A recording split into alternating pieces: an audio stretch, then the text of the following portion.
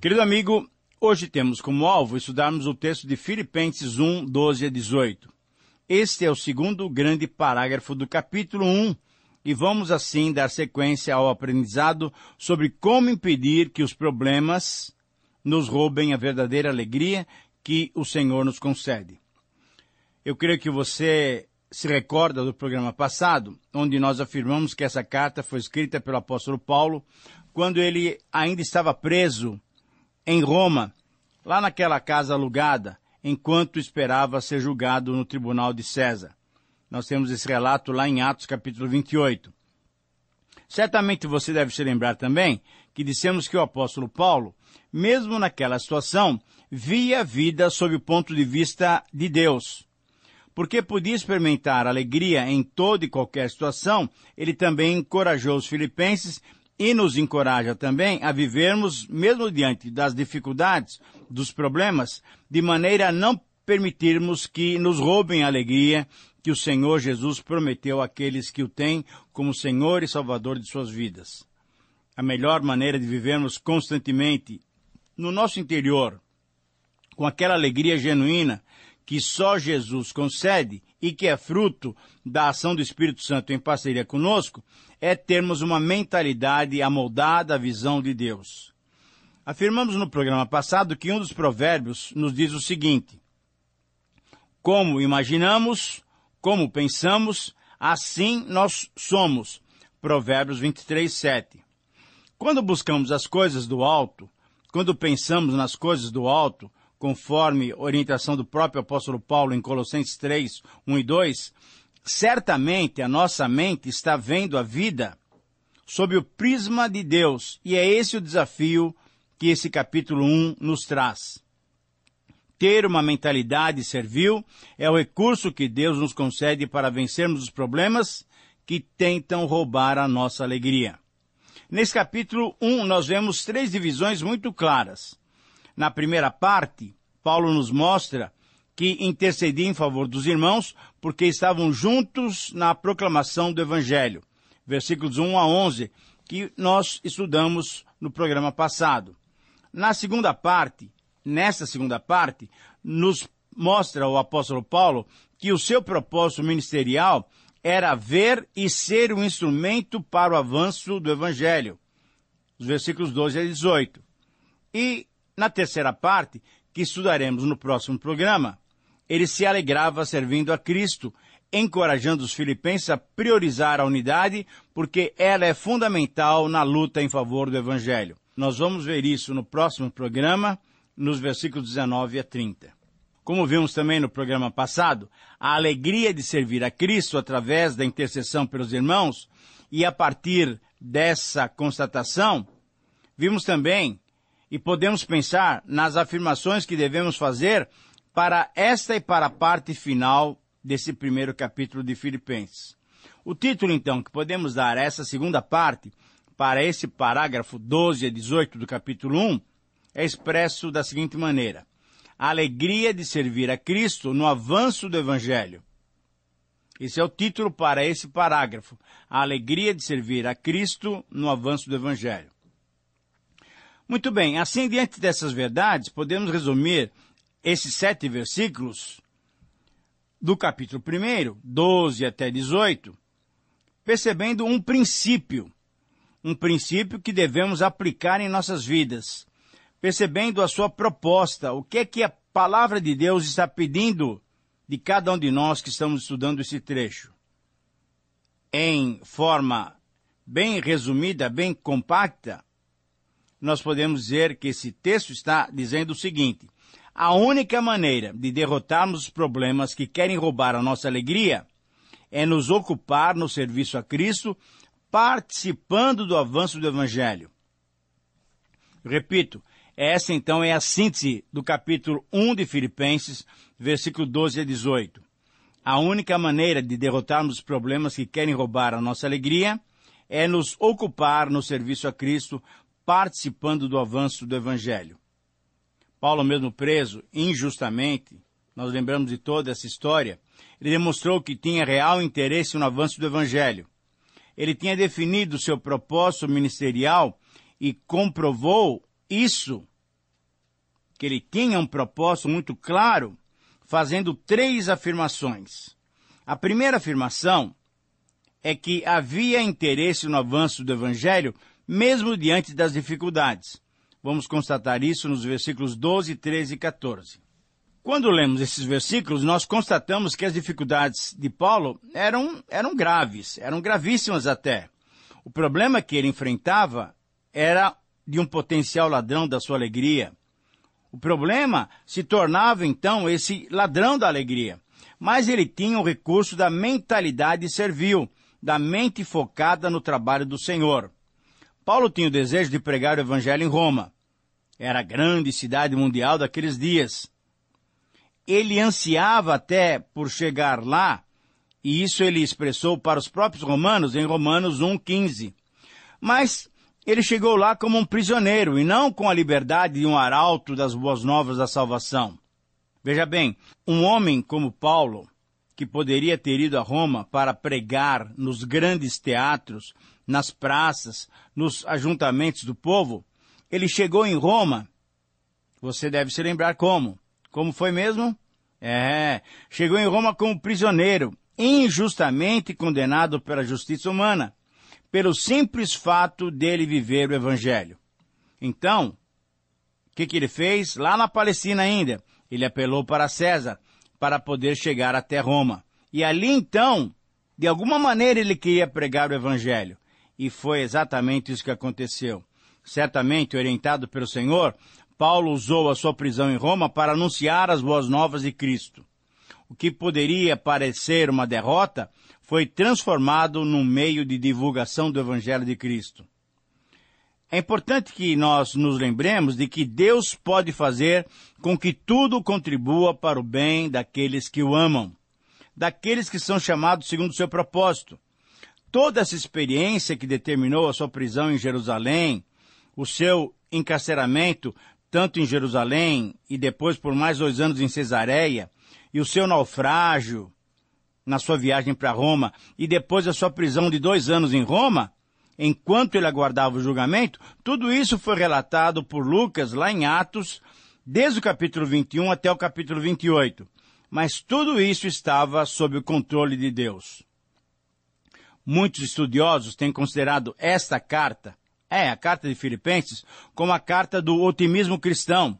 Porque apesar de se encontrar numa prisão, o apóstolo Paulo encarou todas essas coisas com grande otimismo e com grande encorajamento. A sua mentalidade focada no serviço a Cristo fez com que ele usasse sua própria prisão para pregar o Evangelho de Cristo. Ele usou a circunstância para falar de Cristo aos soldados. Essa circunstância em que ele estava a cada dia algemado, acorrentado a um soldado, lhe permitiu proclamar o Evangelho para esses soldados. Eles vigiavam a Paulo dia e noite, mas enquanto eles faziam isso, Paulo falava de Jesus para eles. Porque Paulo tinha uma mentalidade servil e estava concentrado em servir a Cristo, ele não permitiu que qualquer problema lhe roubasse a alegria. Ele não permitiu que qualquer circunstância lhe roubasse a alegria. Ele expressou a maneira como encarou esses 4 anos na prisão com uma pequena frase. Ela está no versículo 12. As coisas que me aconteceram. Somente essa frase nos dá a ideia de como era o sentimento do apóstolo Paulo. Só alguém com esse tipo de mentalidade, com esse tipo de visão, com essa maneira de ver a vida sob o ponto de vista de Deus, é que consegue não deixar os problemas roubarem a alegria. Somente quem tem uma mentalidade assim, quem vê a vida do ponto de vista de Deus, é que em vez de escrever uma carta expondo sua penosa situação, chorando, se lamentando, somente alguém que vê a vida do ponto de vista de Deus pode se concentrar no progresso do Evangelho e dizer que todas as ocorrências podem ser sintetizadas nessa pequena frase. As coisas que me aconteceram.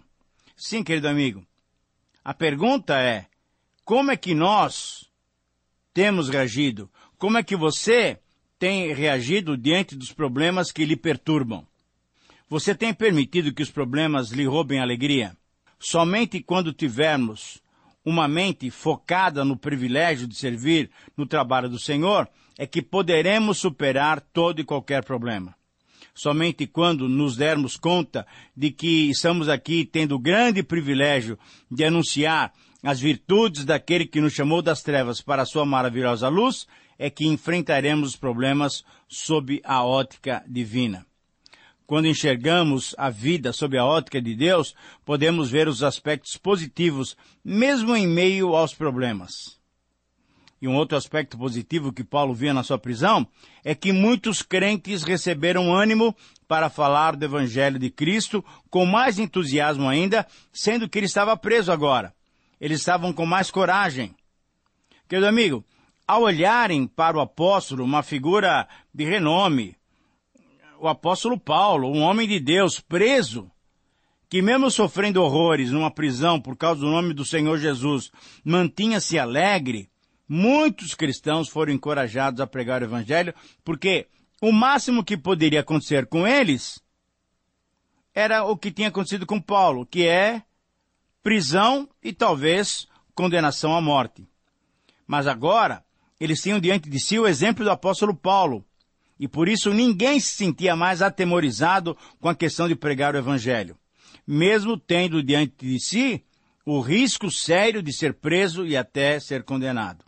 Foi o autor de Hebreus que nos encorajou a fazermos a obra do Senhor, tendo diante de nós uma grande nuvem de testemunhos, uma grande nuvem de mártires, de homens de Deus e mulheres de Deus, uma nuvem de testemunhas que sofreram e muitos morreram pelo nome do Senhor.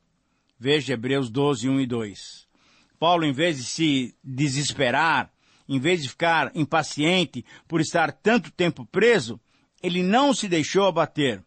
Os problemas não lhe roubaram a alegria. Ele tinha uma mente fixada, focada no serviço do Senhor. Por isso, aqueles anos na prisão foram produtivos. Veja bem, ele escreveu as 4 cartas da prisão, isso é, aos Efésios, aos Colossenses, a Filemon, o hospedeiro da igreja, e essa carta aos Filipenses. Ele, através dos seus auxiliares, Timóteo e Epáfras, orientou e ministrou as igrejas, mesmo estando preso. Mesmo estando preso, ele teve contato e acertou-se certamente com João Marcos e compartilhou com ele o seu ministério. Veja, por exemplo, em Colossenses 4, 10. Ele cuidou com muito desvelo da vida de vários irmãos que, mesmo à distância, mereciam a sua atenção. Mas, sobretudo, em quinto lugar, Paulo, mesmo estando preso, em vez de ficar parado e com pena de si mesmo, ele mostrou-se ativo e frutífero. Toda a guarda pretoriana, isso é, aqueles soldados que vinham escoltá-lo, que vinham vigiá-lo, veja no capítulo 1, versículo 13, toda essa guarda do palácio do imperador conheceu a palavra de Deus. Os soldados faziam escolta de Paulo, mesmo naquela casa alugada. E como consequência dessa vivência diária com o apóstolo, o que aconteceu? Exatamente, nós já tínhamos mencionado. Surgiu uma igreja no palácio do imperador. Por quê? Porque Paulo tinha uma mente focada no trabalho do Senhor. Em vez de permitir que lhe roubassem a alegria, ele reagiu contra os problemas. Ele se ocupou principalmente com o serviço do Senhor e assim manteve constante a sua alegria. Uma segunda afirmação que nós podemos perceber nesse trecho, versículos 15, 16 e 17, é que havia interesse no avanço do Evangelho, mesmo que alguns o faziam com motivação errada. Paulo tinha a responsabilidade de mensageiro. Porém, esses falsos obreiros buscavam glória para si mesmos. Esses versos nos dizem que falsos mestres pregavam o Evangelho por inveja, por ciúmes, por rivalidade, por serem briguentos. Eles queriam, na verdade, era tomar o lugar de Paulo. Em Roma havia grupos que disputavam poder. E assim, com a prisão de Paulo, agora estavam livres para assumir o seu lugar de honra e destaque. Querido amigo, temos que constatar que, infelizmente, existem as mais diferentes motivações para se pregar o Evangelho de Cristo. Certamente o apóstolo Paulo não está recomendando essas motivações. Ele apenas registra essas motivações sem querer encorajar ninguém a ter esse mesmo tipo de atitude. Pregar o evangelho por ciúmes, por inveja, por política, por interesse pessoal, por lucro financeiro, não é correto. De forma alguma, não é correto. É incoerente se pregar o evangelho de Cristo, o evangelho daquele que é santo, que é puro, que é justo, que é divino, que nos deu um exemplo de suprema humildade, de amor, de renúncia, de obediência, de submissão à vontade do Pai. É incoerente se pregar o evangelho de Cristo com essas motivações meramente humanas. Não é possível servir a Cristo com sentimento carnal, egoístico, com o desejo de se obter lucros. A verdadeira motivação para o serviço a Cristo é o amor ao próprio Cristo, é o amor a Deus, é o amor ao próximo, assim bem como a obediência aos mandamentos, aos ensinos da palavra de Deus. Enquanto existiam pessoas com motivações mais baixas possíveis, em contrapartida haviam também aqueles irmãos que de boa vontade anunciavam com mais destemor o Evangelho, sabendo que Paulo, que fora chamado para desempenhar esse ministério, estava preso. Para que o testemunho fosse dado, esses cristãos pregavam o Evangelho por amor. Pregavam o Evangelho com a motivação correta. Eles eram ousados, pois viam proceder do próprio apóstolo Paulo, que não se deixou abater pela prisão. No verso 17 encontramos de modo claro ainda a maneira como Paulo via aquela situação. Ele discernia que a proclamação do Evangelho, por ambição egoísta, por discórdia, por insinceridade, tinha o propósito de lhe causar mais tribulação. Paulo conseguia discernir que o pensamento daqueles falsos pregadores era causar-lhe tristeza, supondo que assim os problemas conseguiriam roubar a sua alegria. Mal sabiam eles que Paulo tinha o recurso de Deus, tinha o antídoto de uma mentalidade servil. Paulo queria servir a Cristo. Por isso, em terceiro lugar, é possível entendermos a atitude do apóstolo Paulo. Qual foi essa atitude? É uma terceira afirmação. E a terceira afirmação é que havia interesse no avanço do Evangelho, pois o mais importante é que a mensagem fosse pregada, versículo 18, e assim estamos chegando no final do nosso programa. Será que a pregação do Evangelho com motivações humanas e carnais pode diminuir o seu impacto na vida das pessoas? Certamente esse tipo de atitude não diminui absolutamente o valor da pregação de Cristo. Querido amigo, o Evangelho continua sendo o poder de Deus para a salvação de todo aquele que crê. O Evangelho continua intacto. A despeito desses discordantes e beligerantes, o Evangelho não perde o seu valor, não é diminuído no seu valor por causa da nossa humanidade. A moeda falsa nunca diminui o valor da verdadeira. Há muita gente que olha para o cristianismo apenas para julgar ou criticar certos aspectos negativos dos cristãos. Mas eles fecham os olhos para o lado positivo, para a verdadeira força moral e espiritual do Evangelho. Para quem tem a mente servil, focada no privilégio de servir o Senhor, qualquer que fosse a maneira, qualquer que fosse a motivação, o importante era que o Evangelho estava sendo pregado. Quem tem a mentalidade concentrada em ver a vida sob a ótica divina, entende que o principal, o mais importante é a proclamação do Evangelho. As palavras desse verso são claras. Todavia, o que me importa? Uma vez que Cristo, de qualquer modo, está sendo pregado, quer por pretexto, quer por verdade, também com isso me regozijo. Sim, eu sempre me regozijarei. Também com isso eu me alegro. Sim, eu sempre me alegrarei. Essa era a mentalidade do apóstolo Paulo. Prisioneiro em Roma, sem preocupar-se consigo mesmo, sem se deixar abater pelos problemas, com uma mentalidade servil. Ele discernia o valor intrínseco do Evangelho, independentemente de quem o proclamasse. Paulo já havia declarado que o Evangelho é o poder de Deus para a salvação de todo aquele que crê. Mesmo se houvesse motivação incorreta, ele sabia que o conteúdo do Evangelho é mais valoroso do que o vaso. Você deve se lembrar de 2 Coríntios 4:7. Por isso, independentemente da motivação e de quem o proclamasse, a mensagem era poderosa para transformar qualquer vida, como havia transformado a vida dos filipenses. Paulo se alegrava e sempre se alegraria com a proclamação do Evangelho. Com essa percepção, com essa perspectiva de ver a vida sob a ótica divina, Paulo mostrou que a palavra de Deus deve ser proclamada a tempo e a fora do tempo, mesmo com motivos diferentes. Querido amigo, somente quando temos uma mentalidade focada no serviço a Cristo, nós não deixamos que os problemas roubem a nossa alegria. Que o Senhor possa te abençoar e você possa derrotar constantemente os problemas, ocupando-se no serviço a Cristo. Um grande abraço e até o próximo programa.